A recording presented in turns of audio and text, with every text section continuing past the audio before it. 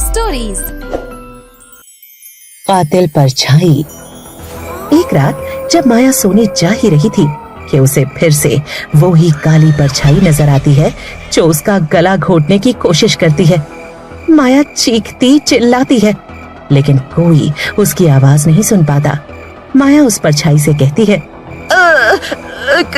कौन हो तुम? क्यों इस तरह मेरे पीछे पड़ी हो? मैं तेरी मौत हूँ। बहुत शौक था ना दूसरों पर जुल्म करने का और उन पर जादू करवाकर पागल बनाने का। अब खुद भी इसका मजा चख। मुझे माफ कर दो, छोड़ दो मुझे, मत मारो मुझे। वो परछाई घसीटते हुए माया को छत पर ले जाती है और उसे वहां से फेंक देती है। माया की इस तरह मौत होते देख सुशीला के होश उड़ जाते हैं। अब वो सब समझ जाती है और डरते हुए सबके सामने कहती है, वो आ गई, वो वापस आ गई, मुझे भी नहीं छोड़ेगी। वो अपना बदला लेने आ गई। वो ऐसे ही मुझे भी मार डालेगी। क्या कह रही हो माँ? कौन आ गई? कैसा बदला? वो कातिल परछाई, वो मार डालेगी मुझे। कई दिनों से माया और मेरे पीछे एक काली परछाई पड़ी हुई है जो हमें बहुत परेशान करती है। उसी ने माया को मारा है और शायद उसी ने रेखा को भी मार डाला। मुझे बचा लो संजय। इतना कहकर सुशीला बेहोश हो जाती है। जिसके कुछ देर बाद उसे होश आता है तो वो अपने कमरे में अकेली होती है जहाँ उसके पैर दबाते हुए वो ही काली परछाई बैठी होती है, जिसे देख सुशीला घबरा कर उठती है और चिल्लाने लगती है, बचाओ, कोई है? बचाओ मुझे, ये कातिल परछाई अब मुझे भी मार डालेगी। अरे कोई तो आओ, संजय बचाओ मुझे।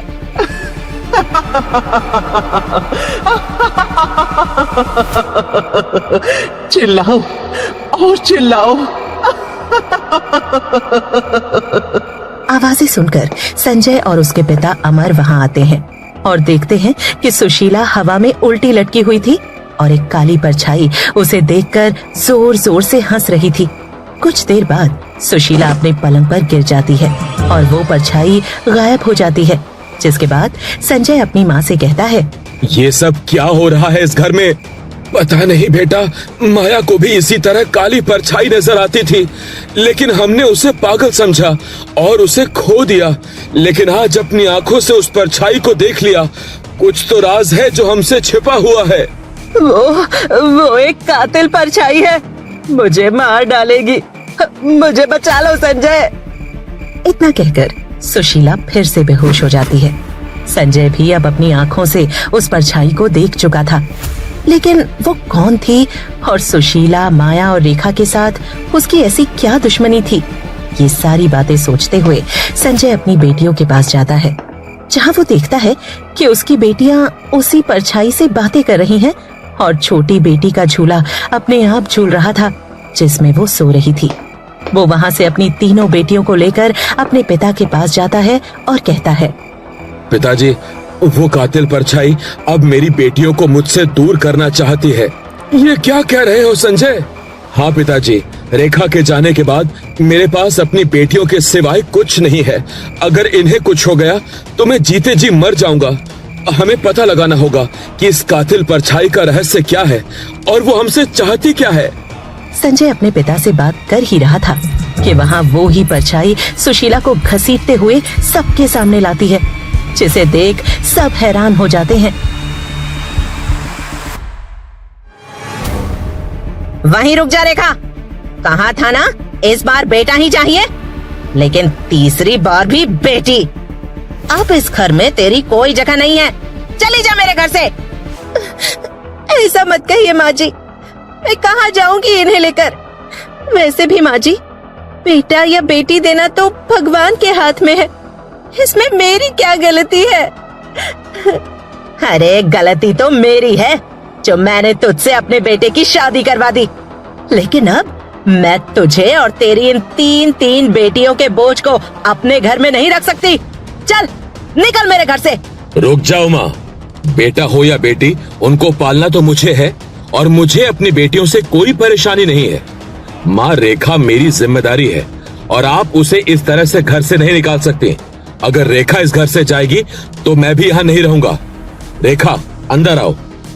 संजय के इतना कहते ही सुशीला और माया गुस्से में वहाँ से चली जाती हैं। रेखा भी संजय के साथ अपने कमरे में चली जाती है। लेकिन अब सुशीला और माया रेखा को किसी भी तरह उस घर से बाहर निकालना चाहती थीं।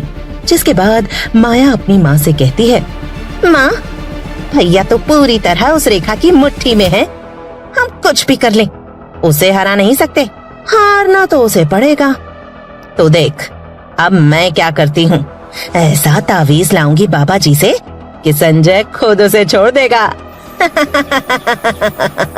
दूसरे दिन संजय के काम पर जाते ही दोनों काला जादू करने वाले बाबा के पास जाकर उससे रेखा को मानसिक रूप से पागल करने के लिए तावीज लेकर आती हैं।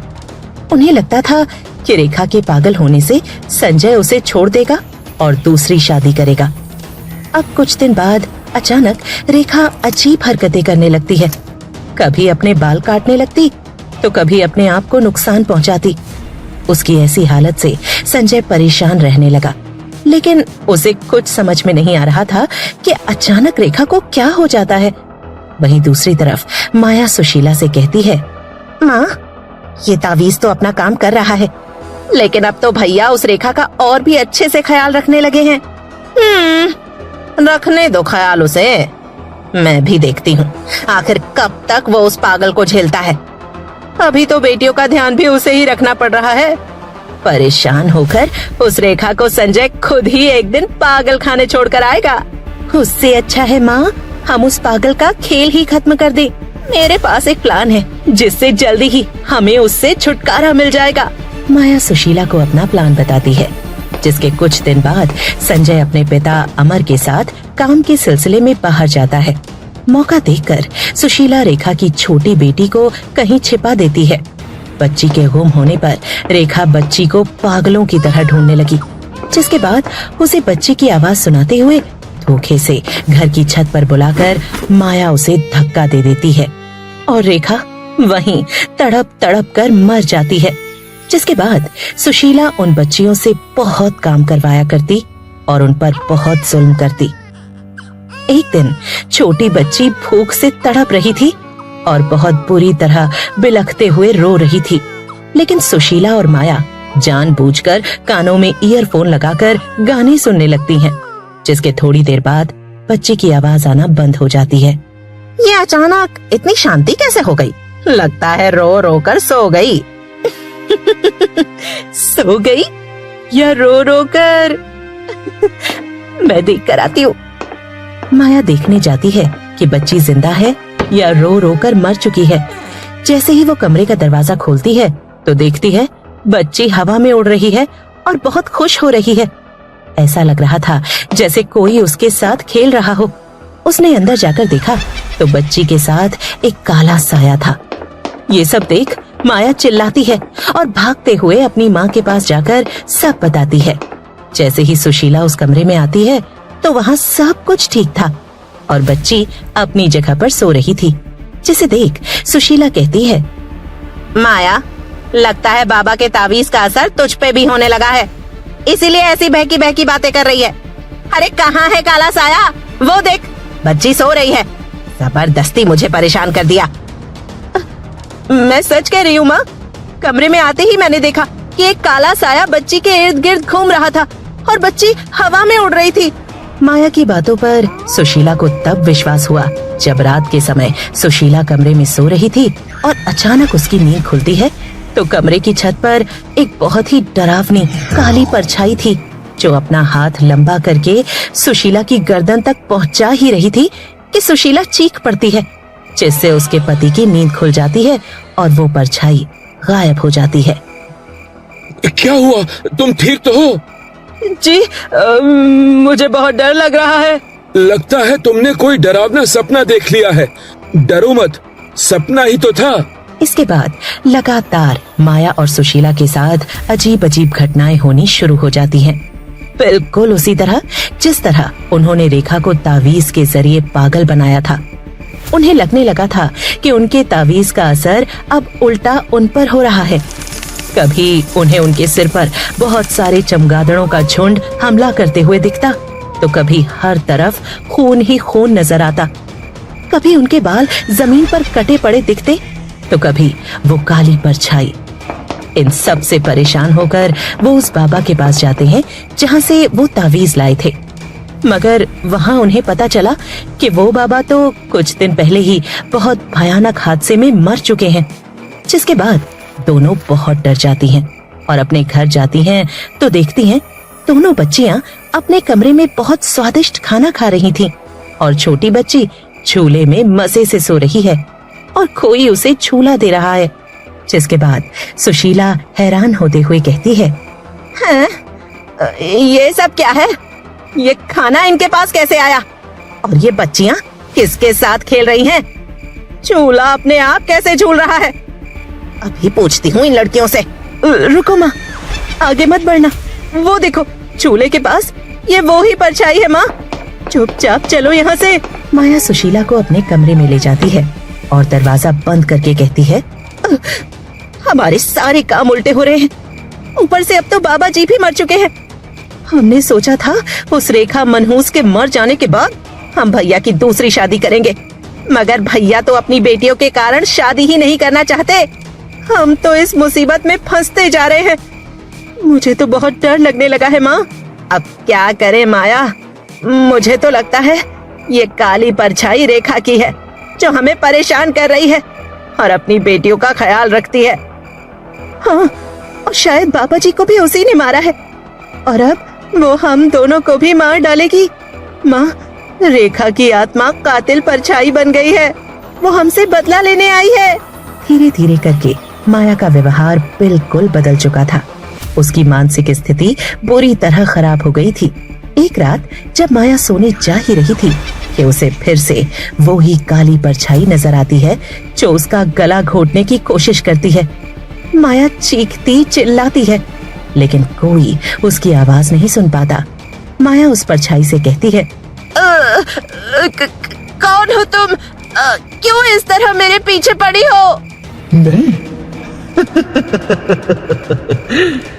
मैं तेरी मौत हूँ।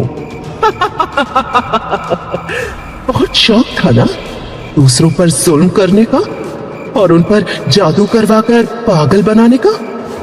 अब खुद भी इसका मजा चख। मुझे माफ कर दो, छोड़ दो मुझे, मत मारो मुझे। वो परछाई घसीटते हुए माया को छत पर ले जाती है और उसे वहां से फेंक देती है। माया की इस तरह मौत होते देख सुशीला के होश उड़ जाते हैं। वो ही परछाई सुशीला को घसीटते हुए सबके सामने लाती है और फिर अपने असली रूप में आती है, जिसे देख सब हैरान हो जाते हैं।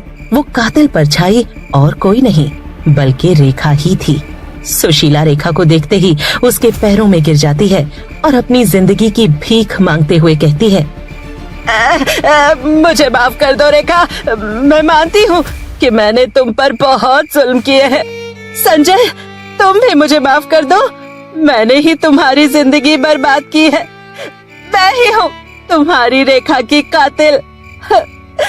पोते के लालच और रेखा से नफरत में मैं इतनी अंधी हो गई थी कि उसे तुम्हारी जिंदगी से निकालने के लिए मैंने उस पर काला जादू करवाया और उसे पागल बना दिया। लेकिन इसके बाद भी तुम्हारा प्रेम उसके लिए बढ़ता ही चला गया। मैं अपनी हार स्वीकार नहीं कर पा रही थी और माया के साथ मिलकर मैंने रेखा को छत से धक्का दे दिया था। इतनी बड़ी साजिश! अरे तुम औरत हो या डायन जो अपने ही घर को अपने हाथों से बर्बाद कर दिया। एक माँ होकर तुम ऐसा कैसे कर सकती हो सुशीला? 3 मासूम बच्चियों से तुमने उनकी माँ छीन ली। मुझे तुमसे ऐसी उम्मीद नहीं थी। अपनी नफरत में तुमने किसी की जान ले ली। ये क्या अनर्थ कर दिया माँ आपने? क्या मिला आपको ये सब करके? सुशीला अपने परिवार की नफरत भरी नजरें सह नहीं पाती, जिससे उसे वहीं हार्ट अटैक आ जाता है और वो मर जाती है। वही संजय रेखा को देखकर बहुत उदास होते हुए कहता है, रेखा, तुम्हारे साथ जो हुआ मुझे उसका बहुत अफसोस है। पोते के लालच में मेरी माँ किसी की जान कैसे ले सकती है। उन्होंने एक बार भी मेरे बारे में नहीं सोचा। तुम्हारी सुरक्षा मेरी जिम्मेदारी थी। मुझे माफ कर दो, मैं तुम्हारा साथ नहीं दे सका। मुझे तुमसे कोई शिकायत नहीं है संजय। तुमने हमेशा मेरा साथ दिया है और अब तुम्हें हमारी बेटियों का ख्याल रखना है। उन्हें मेरी कमी महसूस ना होने देना। मुझे छोड़कर मत जाओ रेखा, तुम्हारे बिना मैं बिल्कुल अधूरा हूँ। अब मुझे जाना होगा संजय, अपना ख्याल रखना। रेखा की परछाई धीरे धीरे धुंधली होती गई और गायब हो गई। रेखा का प्यार और उसकी यादें संजय और उसकी बेटियों के दिलों में हमेशा जीवित रहीं। इस घटना के बाद संजय ने अपनी बेटियों को बहुत प्यार से पाला। उन्होंने मिलकर एक नया जीवन शुरू किया, जिसमें उन्हें रेखा के आसपास होने का एहसास हमेशा होता था। कहानी से सीख। इस कहानी से हमें ये सीख मिलती है कि लालच, अन्याय और नफरत का परिणाम हमेशा बुरा ही होता है। हमें अपने कर्मों के परिणामों को समझकर ही कोई कदम उठाना चाहिए। हमें कभी भी किसी को नुकसान पहुंचाने की कोशिश नहीं करनी चाहिए। कहानी अच्छी लगी है तो इस वीडियो को लाइक और शेयर कीजिए और कमेंट करके भी बताइए कि आपको ये कहानी कैसी लगी। मिलते हैं आपसे अगले वीडियो में। धन्यवाद।